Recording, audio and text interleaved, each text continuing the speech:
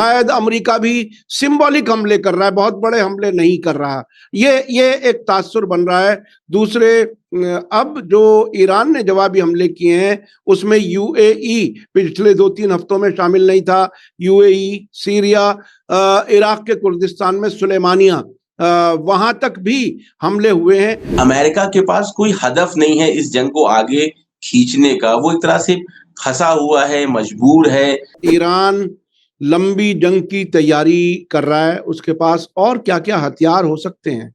यहाँ पे जो आवाम है, मैं अगर बहुत एहतियात से कहूँ कि यहाँ की आवाम को शिकायत है हुकूमत से एक हद तक कि आप उस तरह से जंग नहीं कर रहे हैं जैसे आपको जंग करना चाहिए। ये मैं बहुत एहतियात से कह रहा हूँ। उनका ये कहना है कि हमारे मुल्क पे हमला हुआ, हमारे रहबर को शहीद कर दिया गया, हमारे मीनाब में बच्चियों को और कई हजार लोगों को मारा। हेलो, नमस्कार, आदाब। मैं हूं मोहम्मद अहमद काज़मी, लेकर आया हूं आपका पसंदीदा कार्यक्रम आपके रूबरू। ट्रंप जब हुकूमत में हो तो ऐसा लगता है कि दुनिया को समझना बहुत मुश्किल हो जाता है, या उस किस्म के लोग जो हर मिनट अपने बयान बदलते हों, ना उन्हें अपनी क्रेडिबिलिटी का ख्याल हो, ना अपने ही मुल्क की भलाई और बुराई का ख्याल हो, न मालूम किस नशे में, किन हालात में वो कुर्सी पर हैं और उसी हालत में पूरी दुनिया को उलझा करके रखा है। ईरान के साथ एक बार कहते हैं बातचीत हो रही है, समझौता बहुत नजदीक है, फिर अगले मिनट ही हमले शुरू करा देते हैं। आखिर क्या कुछ चाहते हैं? यानी अब एमओयू ईरान और अमेरिका के बीच में नहीं रहा जो 17 जून को डिजिटली साइन किया गया था। अब क्या सूरत है? आज जो ताजा खबरें हैं वो ये कि ईरान पर इंफ्रास्ट्रक्चर पर एक एयरपोर्ट, ईरान शहर नाम का एक एयरपोर्ट है, उस पर भी कई जगहों पर ईरान पर हमले किए हैं अमेरिका ने, लेकिन ईरान भी जवाबी कार्रवाइयां बहुत जोरदार अंदाज में और नए नए टारगेट्स पर हमले कर रहा है। ईरान कैसे इस जंग को आगे लड़ेगा, क्या कुछ इशारे दे रहा है? लंबी जंग होगी, क्या होगा? क्या वो बात सही होगी कि ईरान अमेरिका के मिड टर्म कांग्रेस इलेक्शन तक जंग जारी रखना चाहेगा? ट्रंप तो हमेशा ये कहते रहे कि बस अब छोटी सी जंग, 2 दिन की जंग, 3 दिन की जंग करेंगे, क्विकली वापस आ जाएंगे। क्या ईरान क्विकली वापस जाने देगा? ये बहुत से ऐसे सवालात हैं और आज हम खास मेहमान नजर अब्बास रिजवी साहब से बात कर रहे हैं जो कुम में हैं। वहां पर अल मुस्तफ़ा इंटरनेशनल यूनिवर्सिटी में इंटरनेशनल जो स्टूडेंट्स वहां पर हैं उनमें रिसर्च स्कॉलर हैं, वेस्ट एशिया को बहुत अच्छी तरह जानते हैं और इस पूरी जंग के दौरान बहुत ही एक्टिवली हर जगह उन्होंने पहुंच करके रिपोर्टिंग की है, लोगों को बताया है। हमें पिछले हफ्ते जब आयतुल्लाह खामेनेई की जो फ्यूनरल था उसमें उन्होंने तेहरान से हमें बहुत कुछ बताया था। उसके बाद मशहद से, कुम से, हर जगह से उन्होंने मीडिया स्टार वर्ल्ड के लिए बहुत कुछ इंफॉर्मेशन दी थी। आप लोगों ने उसे ज़रूर पसंद किया। उसके अलावा वो हॉर्मुज़ गए थे, बंदर अब्बास गए थे, मीनाब स्कूल तक गए थे, हर जगह की इंफॉर्मेशन उन्होंने मीडिया स्टार वर्ल्ड के साथ शेयर की है। बहुत नज़दीक से सब कुछ देख रहे हैं वो, आवाम का मूड, लीडरशिप का मूड, ईरान किस तरह से इस पूरे मामले को देख रहा है, वहां की आवाम, ईरान की आवाम की तरफ से अब खुल करके आवाज आ रही है बदला लेने की बात। और बदला लेने की बात इस हद तक खुल करके आ रही है, ईरान की समाज में कभी इस तरह का अब से पहले नहीं देखा गया कि किसी के कत्ल के लिए ऐलान किया जाए, मांग की जाए। ट्रंप के कत्ल की मांग की जा रही है, जवाब दें, यानी पूरी तरह से बदला लेने की बात कर रहे हैं। कैसे कुछ हालात बदलेंगे, क्या होगा, किस तरह से ट्रंप जिस तरह से हालात को हैंडल कर रहे हैं, ईरान क्या आगे आने वाली जंग में और बहुत कुछ गेन करने वाला है, ये सब समझेंगे नजर अब्बास रिजवी साहब से। रिजवी साहब, वेलकम है आपका। मीडिया स्टार वर्ल्ड को आप वक्त दे देते हैं, उसके लिए बहुत बहुत शुक्रिया। आप इस जंग में बाकायदा एक एक्टिव रिपोर्टर के तौर पर भी हर जगह मौजूद हैं, ये बहुत बड़ी बात है। आप महसूस कर सकते हैं, महसूस कर रहे होंगे कि आखिर अवाम की शिरकत इस जंग में किस हद तक है? कैसे देख रहे हैं जो आज जो हमले हुए हैं, किस तरह से इनको देख रहे हैं? आगे क्या कुछ इम्कान है, किस तरफ जाएंगे हालात? बिस्मिल्लाहिर्रहमानिर्रहीम जी, मुझे इनवाइट करने के लिए एक बार फिर से बहुत-बहुत शुक्रिया। और जी, बिल्कुल आपने ये जो बात कही अवाम का जो पार्टिसिपेशन है वाक़ईन ये एक बहुत ही नायाब चीज़ है। शायद दुनिया में रीसेंट जो मॉडर्न हिस्ट्री है इस तरह से अवाम का पार्टिसिपेशन किसी जंग में मेरे ख़्याल से नहीं देखा गया होगा कि तकरीबन 5 महीने होने वाले हैं और पब्लिक जो है यहाँ की जनता जो अवाम है, वो पूरी तरह से पार्टिसिपेट कर रही है। ऐसा नहीं है कि वो सिर्फ़ मसलन टीवी पे बैठ के देख रही है या न्यूज़ देख रही है और एक तमाशबीन की तरह या सोशल मीडिया पे आके अपनी इज़हार कर रही, नहीं वो सड़कों पे है, वो मुतालबा कर रही है। जब कोई अच्छे डिसीज़न लिए जाते हैं हुकूमत की तरफ से तो उनकी हौसला अफ़ज़ाई करती है। जब उनको लगता है कि कोई डिसीज़न ऐसा है कि जो ईरान के लिए और एक्सिस ऑफ रेजिस्टेंस के लिए नुकसानदेह है या कमज़ोर है उनके हिसाब से, तो फिर उसपे वो इश्काल भी करते हैं, उसपे वो शिकायतें भी करते हैं। तो एक बहुत ही एक हेल्दी एनवायरनमेंट इस वक़्त ईरान के अंदर ये जो अवाम का पार्टिसिपेशन है, मुझे लगता है कि ये बात मैंने पहले भी कही है, फिर मैं कह रहा हूँ कि मुझे लगता है जब ये जंग खत्म हो जाएगी और ये जो एक बेईमानी सा पर्दा पड़ा हुआ है ईरान के ऊपर और ईरान की अवाम और ईरान की सोसाइटी के ऊपर, जब दुनिया मुतवज्जो होगी कि ईरान के अंदर इस जंग के दौरान क्या-क्या चीज़ें हुई हैं, तो दुनिया के लिए एक बहुत बड़ा रोल मॉडल बन के सामने आएगी ईरान की ये अवाम कि जिसने डायरेक्टली इन्वॉल्व रह के ये बताया है कि जंग सिर्फ़ हुकूमत, सिर्फ़ सिपाही, सिर्फ़ आर्म्ड फोर्सेस, सिर्फ फाइटर जेट्स ही नहीं लड़ते हैं बल्कि डायरेक्ट इन्वॉल्वमेंट होता है आवाम का और इसी से एक फ़र्क दिखता है हमें, चाहे वो इज़राइल हो, चाहे वो गल्फ़ के ममालिक हों, जीसीसी कंट्रीज़ हों, चाहे वो अमेरिका हो। इन सब ममालिक में जिन्होंने हमला किया ईरान के ऊपर जो हमलावर हुए हैं, वहाँ की जनता, वहाँ की आवाम का कोई भी पार्टिसिपेशन, कोई भी उनका रोल नहीं है इस जंग में। कुछ ख़ास गिरोह हैं, कुछ ख़ास अफ़राद हैं, जिन्होंने ये फ़ैसला लिया कि ईरान के ऊपर जो है हमें हमला करना चाहिए और ईरान के ऊपर इस जंग को थोप दिया गया। लेकिन ईरान के अंदर ऐसा नहीं है, ईरान के अंदर जो भी डिसीज़न लिया जा रहा है, जो भी कार्रवाई की जा रही है, उसमें हुकूमत भी इन्वॉल्व है, उसमें आर्म्ड फोर्सेस का भी पार्टिसिपेशन है और उसमें अवाम का भी पार्टिसिपेशन है। ये एक बहुत ही मुझे लगता है, एक ऐसा फिनोमिनन है कि जो आने वाले दिनों में, आने वाले वक़्त में, आने वाले डेकेड्स में जो है दुनिया के लिए एक बहुत बड़ा रोल मॉडल बन सकता है, अगर दुनिया अपने तासुबात को छोड़ दे और हक़ और हकीकत को कबूल करने लगे। तो ये एक इशारा था ईरान की जो अवाम है।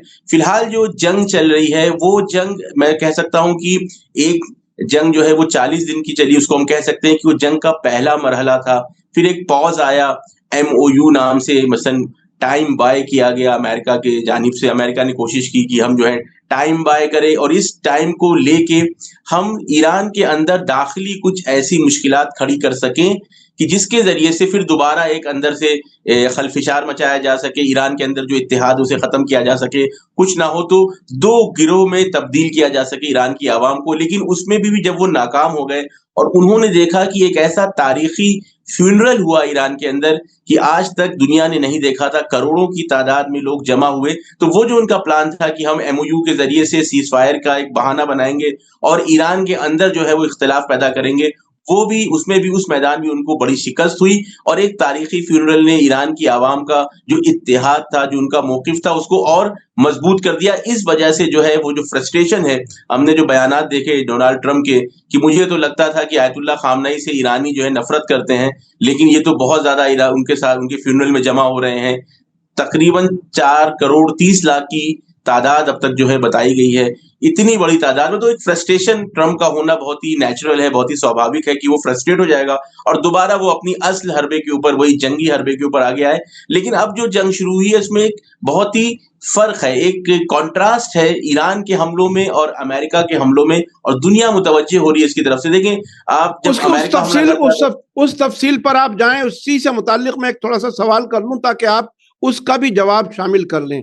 अभी पिछले हफ्ते 10 दिन में अमेरिका की तरफ से जो हमले हो रहे हैं, कुछ एक्सपर्ट्स ये कह रहे हैं कि ये साउथ के किनारे, जो समंदर के किनारे वाले इलाके हैं, उन पर हमले कर रहे हैं। शायद अमेरिका भी सिंबॉलिक हमले कर रहा है, बहुत बड़े हमले नहीं कर रहा। ये एक तासुर बन रहा है। दूसरे, अब जो ईरान ने जवाबी हमले किए हैं उसमें यूएई पिछले 2-3 हफ्तों में शामिल नहीं था।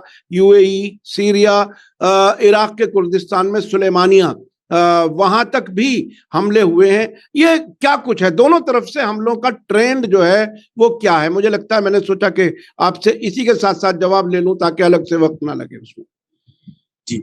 हाँ, तो अभी जो हमले अमेरिका की साइड से हो रहे, मुझे देखिए क्लियर है, दुनिया भी समझ रही है, अमेरिका भी समझ रहा है, अमेरिका के अंदर जो थोड़े बहुत समझदार लोग बचे हैं, वो भी ये समझ रहे हैं कि अमेरिका के पास कोई हदफ नहीं है इस जंग को आगे खींचने का। वो एक तरह से फँसा हुआ है, मजबूर है, उलझ गया है दलदल में जंग की, इस वजह से उसको आगे खींच रहा है। फिर उसमें एप्स्टीन फाइल का भी कोई ना कोई रोल है, इज़राइल की तरफ से भी प्रेशर है, एआईपीएसए का भी प्रेशर है। तो ये जंग ज़बरदस्ती अमेरिका इसमें आगे बढ़ा है, उसके पास कोई टारगेट लिस्ट नहीं है। अमेरिका के जो हमले हुए हैं पिछले 1 हफ्ते में, अगर उसको देखा जाए, तो इन्होंने रेलवे ट्रैक्स के ऊपर हमले किए हैं, इन्होंने आने जाने वाले जो पुल्स हैं, जो पुल हैं, ब्रिजेस हैं, उसके ऊपर हमले किए हैं, गेहूँ के स्टोरेज फैसिलिटीज़ पे हमले किए हैं, कैंसर हॉस्पिटल अहवाज में बच्चों का है, उसके पास में उन्होंने हमले किए। तो जो बिल्कुल प्योर वॉर क्राइम होता है, सिविलियन टारगेट पे हमला करना, पुल पे हमला करना, रेलवे ट्रैक पे हमला करना, खाने-पीने की जगह पे हमला करना, वाटर बॉटलिंग प्लांट के ऊपर हमला करना।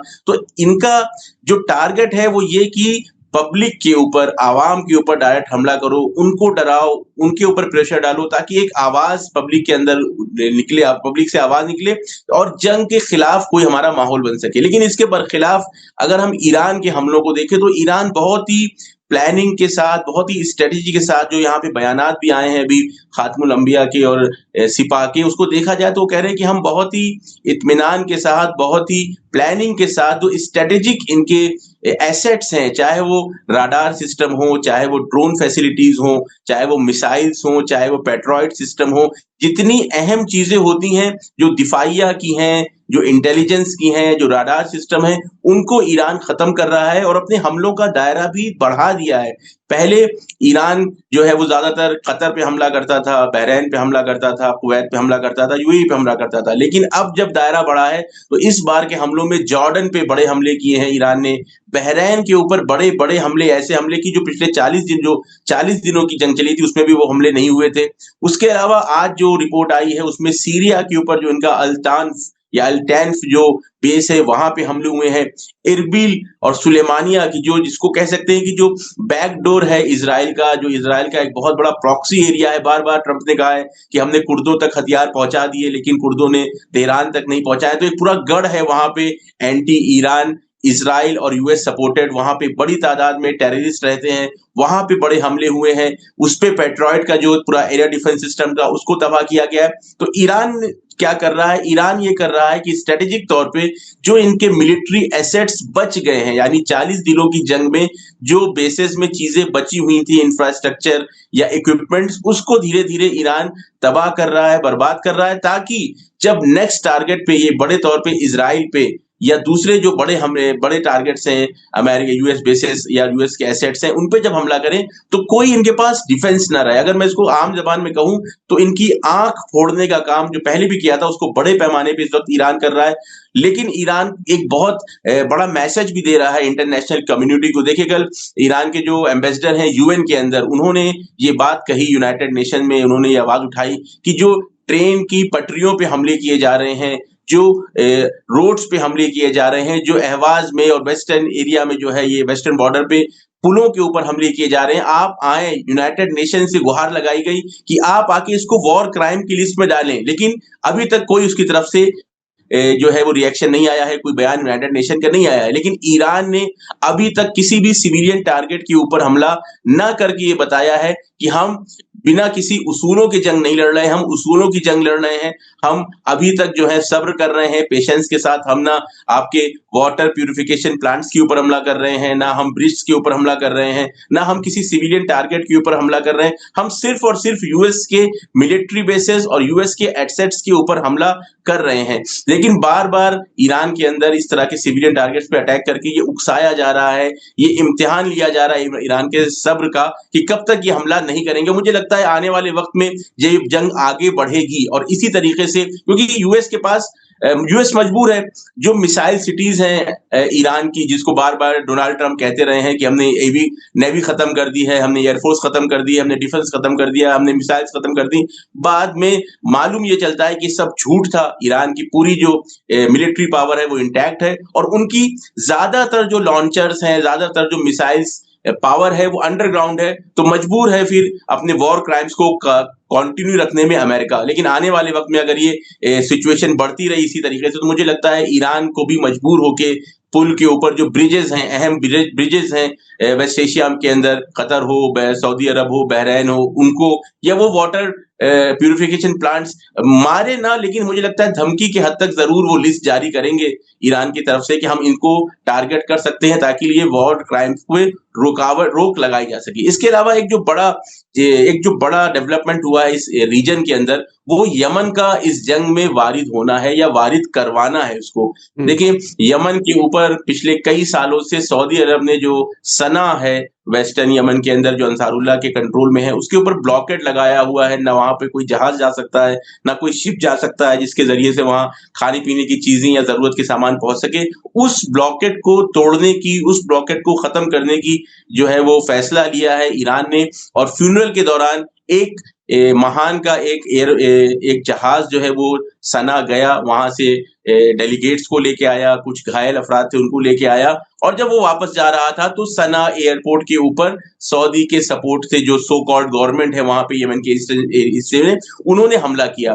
और उसके बाद जवाबी कार्रवाई ने अंसारुल्लाह ने सऊदी के अबा एयरपोर्ट के ऊपर और मुख्तलिफ जगह पे हमला किया। तो अब अगर ये जंग बढ़ती है तो यमन का भी इसमें अगर दाखिल होता है, वो भी इंटर करता है इस जंग में, तो एनर्जी क्राइसिस जो है वो दुनिया में बड़े पैमाने पे आने का खतरा है। क्योंकि सब जानते हैं कि जिस तरह से स्ट्रेट ऑफ हुर्मुज एक स्ट्रेटेजिक चोक पॉइंट है दुनिया के एनर्जी फ्लो के लिए, वैसे ही बाब अल मंदब जो है वो भी एक अहम चोक पॉइंट है दुनिया के एनर्जी फ्लो के लिए। सऊदी अरब का वो तेल की जो उस तरफ से वेस्टर्न साइड से निकल रहा था, यम्बो वगैरह का जो एरिया है, वो सारा इसमें जो है उसमें असर पड़ेगा अगर ये जंग बढ़ती है। जिस तरह से स्ट्रेट ऑफ हुर्मुज को बंद करने की बात ईरान ने कही है, अगर बाब अल मंदब को भी बंद करता है अंसारुल्लाह यमन, तो फिर दुनिया के अंदर जो है वो एनर्जी क्राइसिस, तेल की कीमतें बढ़ना, $150 तक प्रति बैरल का कीमत जाना, ये सारी चीजें होंगी। तो ये जो इंटरनेशनल लेवल पे लग रहा था कि एमओयू के बाद एक सुकून मिला था, दुनिया ने राहत की सांस ली थी, लेकिन अब जो जंग बढ़ेगी, तो जैसे जैसे जंग आगे बढ़ेगी तो न सिर्फ वेस्ट एशिया में तबाही बढ़ेगी, यहाँ पे हमले ज्यादा बड़े पैमाने पे होंगे, बल्कि इसका असर जो दुनिया पे है वो भी बहुत ज्यादा होने वाला है। अच्छा, बाब अल मंदब की आपने बात कही, एक रिपोर्ट अभी आ रही है, कुछ देर पहले आई है, रॉयटर्स ने खबर की है कि ईरान ने हूथी अंसारुल्लाह को कहा है कि अगर ईरान के पावर स्ट्रक्चर पर हमला होता है तो बाब अल मंदब को बंद कर दिया जाए। तो ये स्ट्रेटेजी बहुत दिन से है, जो इसको अभी हूथियों के जो लीडर हैं अब्दुल मलिक अल हूथी, उन्होंने कल शाम कहा है कि ब्लॉकेड फॉर ब्लॉकेड, यानी आपने हमें घेर रखा है, हम आपको घेरेंगे, बंद करने की तैयारी है। यानी दुनिया एक बड़े क्राइसिस की तरफ बढ़ रही है, और ये ट्रंप के पागलपन का नतीजा पूरी दुनिया भुगतेगी अगर ये एनर्जी क्राइसिस और बढ़ता है और जंग आगे बढ़ती है। अच्छा, इस बीच में एक रिपोर्ट आई न्यूयॉर्क टाइम्स से, इस पर बहुत कम बात होती है, ईरान में भी शायद कम बात होती है और एहतियात की जाती है गालिबन। अहमदी निजाद के बारे में वो एक रिपोर्ट आई अभी 2-3 दिन पहले, जिसमें ये कहा गया कि मोसाद के चीफ से उनकी मुलाकात हुई बुडापेस्ट में, और ये जो जंग शुरू की थी तो इजराइल ये चाहता था कि अगर हुकूमत बदले तो अहमदी निजाद को वहां पर हुकूमत में लाया जाए। और एक जमाने में अहमदी निजाद सबसे बड़े दुश्मन थे इजराइल के। अब अभी अंदर कुछ इस सिलसिले में कोई डिबेट डिस्कशन कहीं कुछ होता है, कहीं थोड़ा बहुत आपकी कानों को मिलता हो सुनने के लिए, इस पर क्या कहते हैं लोग? जी, देखिए, ये एक हरबा है। मुझे लगता है कि वेस्टर्न मीडिया इंटेलिजेंस का एक मिला-जुला इनका एक ये हरबे होते हैं, जंगी हथियार कह लें इसको, जंगी, कि अगर आप असरअंदाज नहीं कर पा रहे, नुकसान नहीं कर पा रहे हैं, तो फिर आप कंफ्यूज कर दें दुश्मन को अपने। तो उसके तहत मुझे लगता है ये, जैसे पहले आगा खानी के बारे में आपने सुना होगा, 2 बार ये किया गया। जब शहीद हसन नसरुल्लाह को शहीद किया गया था, उस वक़्त बड़े पैमाने पे ये वेस्टर्न मीडिया से शोर उठा था कि मसलन आगा खानी जो है, जो कुद्स फ़ोर्स के हेड है, कासिम सुलेमानी साहब की जगह उनको बनाया गया था। उन्होंने आके, मैं नौज़ुबिल्लाह का वर्ड, अस्तगफिरुल्लाह का वर्ड यूज़ यहाँ करूँगा, उन्होंने आके जो है मसलन मुखबिरी कर दी और उनको शहीद करवा दिया। उसके बाद अभी रिसेंटली भी ये हुआ कि कानी गायब है, कानी को लटका दिया गया, इस्फ़हान में फांसी दे दी गई। ये एक तरह से साइकोलॉजिकल वॉर होता है, नैरेटिव बिल्ड करने की कोशिश होती है, और इसका ज़्यादातर असर जो है वो ईरान से बाहर ही होता है।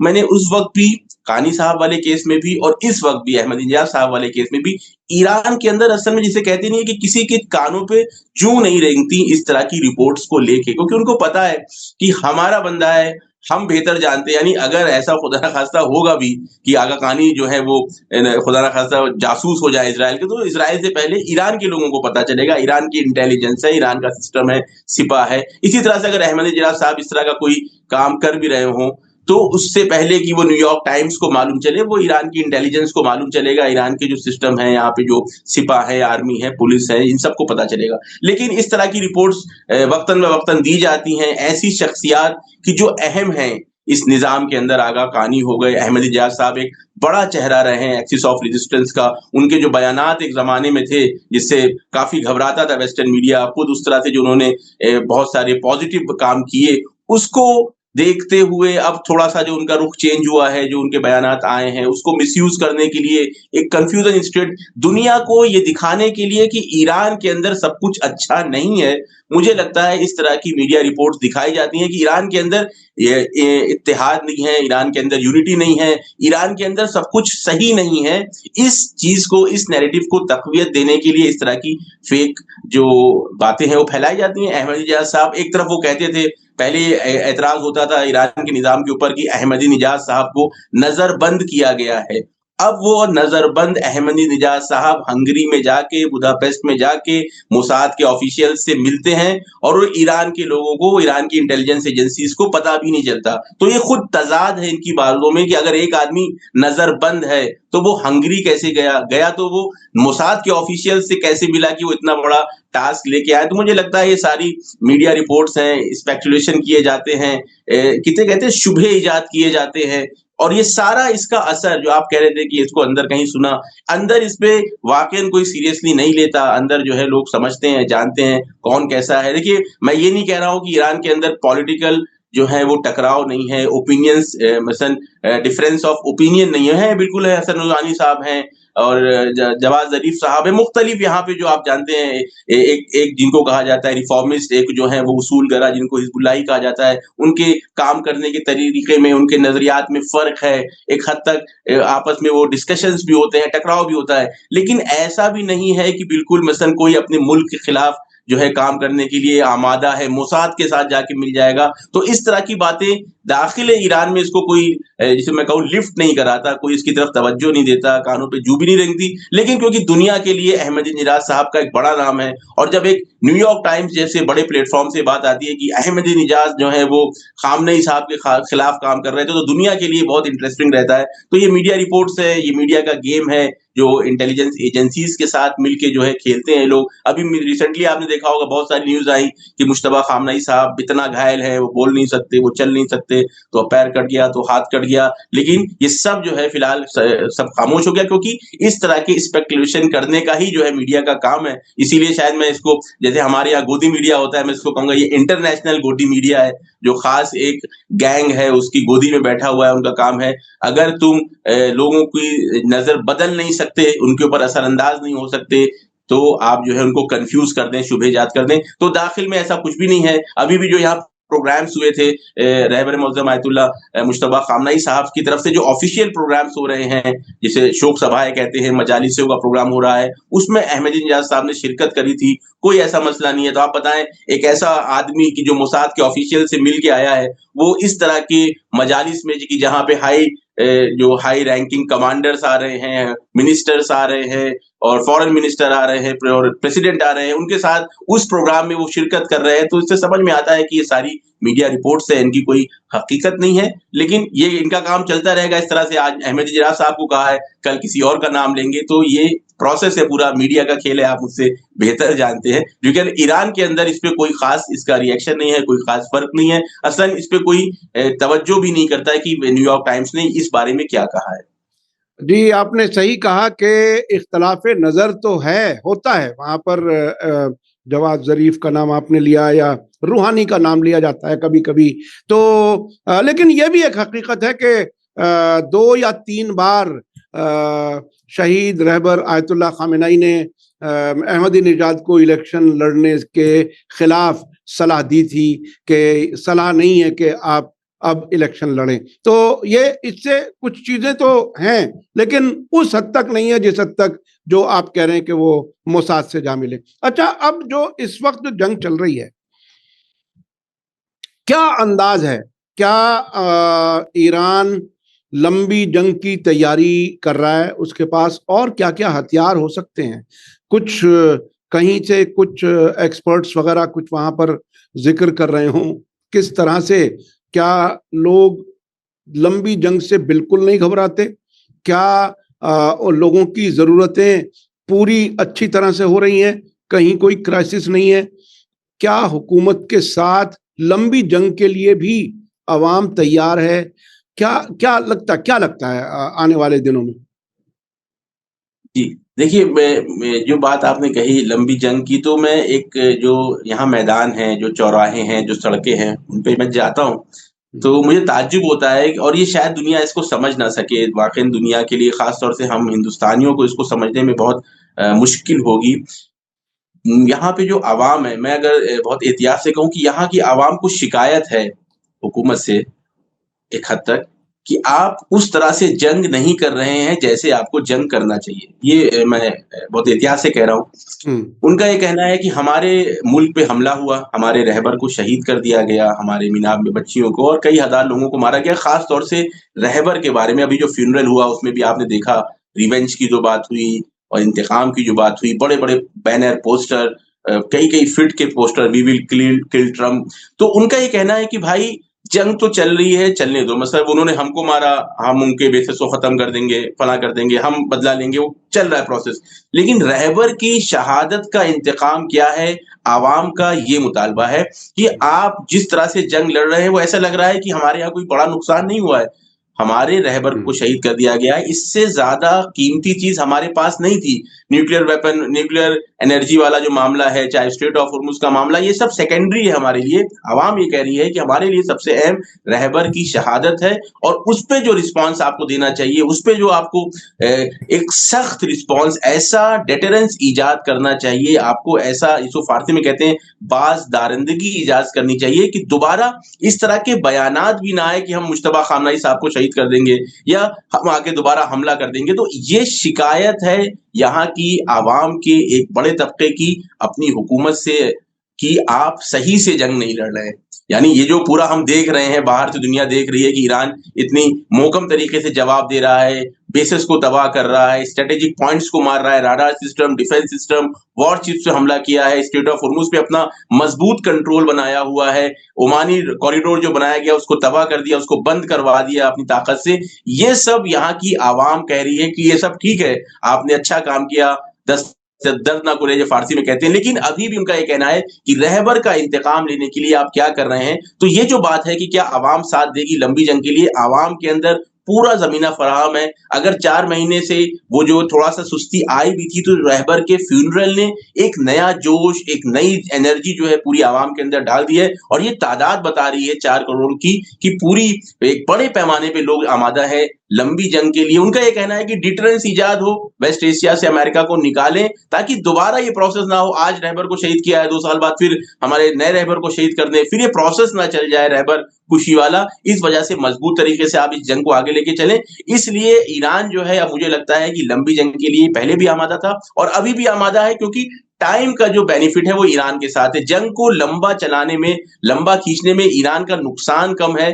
अमेरिका का नुकसान बहुत ज़्यादा है और जो पूरी दुनिया का इसमें नुकसान आ रहा है, उसका प्रेशर भी अमेरिका के ऊपर आएगा। इस वजह से ईरान जो है बहुत ही प्लानिंग के साथ, स्ट्रेटेजी के साथ धीरे-धीरे इस जंग को आगे लेके बढ़ रहा है। उसमें पहली जो बड़ी कामयाबी है वो ये कि स्ट्रेट ऑफ हॉर्मुज़ पे अपना कंट्रोल बाकी रखना और नए कॉरिडोर को बंद करवा देना और ये क्लियर कर देना कि हम यहाँ से शिप्स को बिना हमारी कोऑर्डिनेशन के नहीं निकलने देंगे। ये जो है ईरान की प्लानिंग है, ईरान की कामयाबी है और आगे जो मराहिल आ रहे हैं, मुझे लगता है कि अगर कुछ बड़ी गलतियां ट्रंप ने करी, जिसमें से एक फुट ऑन ग्राउंड वाली गलती है, अगर वो करी, तो मुझे लगता है कि ईरान की तरफ से जो रिटेलिएशन आएगा वो वेस्ट एशिया के नक्शे को बदल के रख देगा।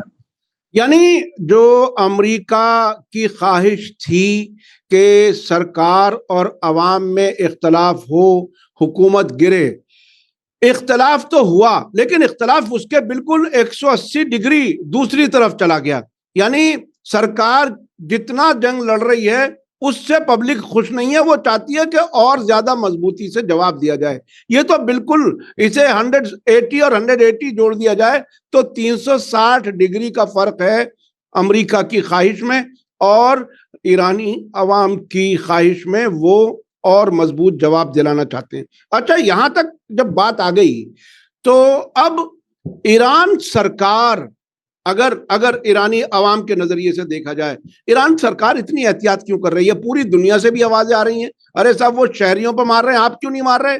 आप कब तक इस्लाम का और इंसानियत का ये परचम उठाए रखेंगे? ये लोगों को शिकायत है ईरान के सपोर्ट करने वालों को दुनिया में। ईरान से, ईरान की सरकार से, ईरान की फौज से ये शिकायत है कि आखिर इजराइल में या दूसरे इलाकों में, शहरी इलाकों पे क्यों हमला नहीं करते जब आपके शहरी इलाकों पर हमले हो रहे हैं? इसका जवाब क्या हो सकता है लोगों को? जी, देखिए ये इसके कई सारे जवाब हो सकते हैं। अभी जो फिलहाल मैं बस कहना चाहूँगा वो ये कि ईरान जो है वो एक सिविलाइज़ेशनल जंग लड़ रहा है। ईरान ऐसा नहीं है, मसलन मैं कहूँगा कि ये जंग जो है ज़मीन को फ़तह करने की नहीं है, पानी पे कब्ज़े की नहीं है, तेल की जंग नहीं है ईरान के लिए। अमेरिका के साइड से ये सब जुज़ी चीज़ें हैं छोटी-मोटी, लेकिन ईरान के लिए ये जो एक तमद्दुनी जंग है, एक सिविलाइज़ेशनल जंग है, जहाँ पे 2 सिविलाइज़ेशन आपस में आके, 2 तमद्दुन, 2 फ़रहंग आके, जो 2 सभ्यताएँ आके जंग कर रही हैं। एक सभ्यता है वो क्रूर है, वो क्रूअल है, वो ज़ुल्म करने वाली है, वो खूंखार है। वो एक ऐसी सभ्यता, एक ऐसी सिविलाइज़ेशन है जिसने कई करोड़ लोगों को, कई करोड़ रेड इंडियंस को आके कत्ल करके अपना जो है वो महल बनाया है। जिसने वर्ल्ड वॉर 1 किया, जिसने वर्ल्ड वॉर 2 किया। दूसरी तरफ से ईरान जिस तमद्दुन की इस वक़्त वो परचमदारी कर रहा है, वो तमद्दुन ऐसा है कि जहाँ रसूल अल्लाह की तालीमात हैं, जहाँ अहले बैत की तालीमात हैं कि रसूल अल्लाह कहते थे जब जंग होती थी कि पेड़ ना काटे जाएँ, किसी घायल को मारा ना जाए, बच्चों को ना मारा जाए, औरतों को ना मारा जाए, बूढ़े शख्स को, पूरी गाइडलाइन जो है वो रसूल अल्लाह की तरफ से जंगों के दौरान रहती थी। तो क्योंकि ईरान का स्टैंड इस वक़्त ये है, ईरान जो है इस तमद्दुन की, इस सिविलाइज़ेशन की जो है वो परचमदारी कर रहा है, तो ज़रूरी है कि जहाँ तक मुमकिन है वो सिविलियन टारगेट्स को अवॉइड करे। शहरों के अंदर जो मासूम लोग हैं, जो जंग में इन्वॉल्व नहीं है, उनके ऊपर हमला ना किया जाए। पानी के जो ज़खायर हैं उनके ऊपर हमला ना किया जाए, बिजली के जो ज़खायर हैं उनके ऊपर हमला ना किया जाए। तो ये ईरान का स्टैंड इस वजह से है कि जो कुरान और अहले बैत और रसूल अल्लाह की तालीमात से ईरान ने सीखे हैं, क्योंकि इनको जो है ये जंग रशिया और यूक्रेन की जंग नहीं है। ये जंग जो है वर्ल्ड वॉर 1, वर्ल्ड वॉर 2 की तरह नहीं है कि हमें हमला करके ज़मीन पे कब्ज़ा कर लेना है, बल्कि ये बताना है कि हम ज़ुल्म के खिलाफ लड़ रहे हैं, हम बातिल ताकत के खिलाफ लड़ रहे हैं। तो हमारा जो जंग करने का तरीका होगा वो हक और हकीकत का होगा। जहां तक मुमकिन होगा हम सब्र से काम लेंगे। आप हमारे वाटर बॉटलिंग प्लांट, हमारे वाटर प्यूरिफिकेशन प्लांट के ऊपर हमला करेंगे, लेकिन हम पलट के नहीं करेंगे। देखिए यहाँ पे एक पॉइंट भी है जुजी कि ईरान के अंदर इस तरह की जो पानी के प्लांट्स हैं उनसे जो ईरान का डिपेंडेंसी है ईरान की ड्रिंकिंग वाटर की, वो 5% से ज्यादा नहीं है। अगर सारे प्लांट्स भी मने खुदा खास्ता खत्म कर दे अमेरिका, तो ईरान के अंदर जो ड्रिंकिंग वाटर का क्राइसिस आएगा वो 5% का आएगा। लेकिन बहरैन, कुवैत, यूएई, कतर, यहाँ पे ये जो प्लांट्स हैं इनके ऊपर डिपेंडेंसी 80-90% है। यानी अगर कल को ईरान ने इन प्लांट्स के ऊपर हमला कर दिया और मार दिया, तो पूरे वेस्ट एशिया में मिसाइल और ये ड्रोन्स की मुश्किलात जो है, हमले तो खत्म हो जाएंगे, पानी पीने की जो है किल्लत हो जाएगी। लेकिन ईरान, क्योंकि आपको पता है ये प्लेटफॉर्म ऐसा है कि मैं यहाँ बात कर सकता हूँ कि जंग सिफ़ीन में मुआविया ने जो है वो आके कंट्रोल कर लिया पानी के ऊपर, और इमाम अली ने जब उसको, इमाम अली के जब साथियों ने और फौज ने उस पानी के जो सोर्स था उसके ऊपर जाके दोबारा कंट्रोल किया, तो ये आवाज उठी इमाम अली की फौज के अंदर से कि अब हम मुआविया के ऊपर, मुआविया की फौज के ऊपर आके बैन लगाएंगे, पानी का, पानी नहीं देंगे। तो इमाम अली ने क्लियरली कहा कि ये बिल्कुल भी सही नहीं है, ये बिल्कुल इंसानियत के खिलाफ है, हम पानी के ऊपर रोक नहीं लगा सकते। तो क्योंकि ईरान इसी मकतब का मानने वाला है, उनका जो सोर्स है वो इमाम अली की तालीमात है, रसूलुल्लाह की तालीमात है, तो इसी वजह से बिल्कुल सही बात है, जो ईरान के अंदर भी बहुत कई लोग इसमें गुस्से में बात कहते हैं, और ईरान के जो सपोर्टर्स है, ईरान के दोस्त हो, चाहे वो इंडिया में हो चाहे बाहर हो, उनका ये सवाल होता है कि भाई जब वो स्कूल्स के ऊपर मार रहे हैं तो आप क्यों जो है बीच पे हमला करें। लेकिन ईरान के अंदर यह है उसूल है, ईरान जंग जो लड़ रहा है वो उसूलों की जंग लड़ रहा है, तो जब तक ईरान के लिए मुमकिन होगा तब तक वो इस तरह के टारगेट्स को हिट नहीं करेगा। लेकिन ये कि ईरान की किसी बड़ी रेड लाइन को क्रॉस किया जाए और फिर कोई मैं ये नहीं कह रहा हूं कि ईरान कभी नहीं करेगा, ईरान जब इसको देखेगा कि हाँ अब ये रेड लाइन क्रॉस हो रही है, और बयान भी जो इन्होंने दिए कि अगर आपने हमारे इंफ्रास्ट्रक्चर पर हमला किया तो हम वेस्ट एशिया के तमाम एनर्जी इंफ्रास्ट्रक्चर को खत्म कर देंगे। तो ईरान सब्र से काम ले रहा है, उसूलों की जंग लड़ रहा है, लेकिन अगर रेड लाइंस क्रॉस होती रही इसी तरह से तो ईरान भी मजबूर होके उन स्टेप्स को उठाएगा जो फिलहाल वो नहीं उठा रहा है। जी, जी, बहुत-बहुत शुक्रिया, बहुत-बहुत शुक्रिया जनाब नज़र अब्बास रिज़वी साहब, आपने हमें बहुत तफ़सीलात बताई, ईरान के अवाम का मूड भी बताया, सरकार का तौर तरीक़ा भी बताया, ये भी बताया कि ये सिविलाइज़ेशनल जंग है, ये 2 कल्चर्स की जंग है, जहाँ एक तरफ ज़ुल्म की इंतहा, दूसरी तरफ पूरी इंसानी और इंटरनेशनल क़वानीन की पासदारी। तो ये बहुत ही गैर मामूली है, ये इंसानी तारीख़ में एक बहुत बड़ा वाक़या हो रहा है, जिसको हम और आप देख रहे हैं, गवाही हम गवाह बन रहे हैं इन तमाम वाक़यात की। बहुत-बहुत शुक्रिया, आपने हमारे लिए वक़्त निकाला। मैं अपने दर्शकों से, नाज़रीन से कहूँगा, आज का वीडियो आपको कैसा लगा कमेंट्स में ज़रूर लिखें और ज़्यादा से ज़्यादा लोगों तक शेयर करें। इसी के साथ मुझे दीजिए इजाज़त। धन्यवाद, शुक्रिया। जय भारत, जय हिंद। हमारे चैनल मीडिया स्टार वर्ल्ड को सब्सक्राइब कीजिए और बेल आइकॉन दबाइए ताकि हमारी हर नई वीडियो का नोटिफिकेशन आपको सीधे मिलता रहे। अगर आपको हमारी खबरें पसंद आती हैं तो उन्हें अपने व्हाट्सएप, इंस्टाग्राम, फेसबुक और ट्विटर अकाउंट्स पर शेयर करना ना भूलिए ताकि और लोग भी हकीकत से वाकिफ हो सकें।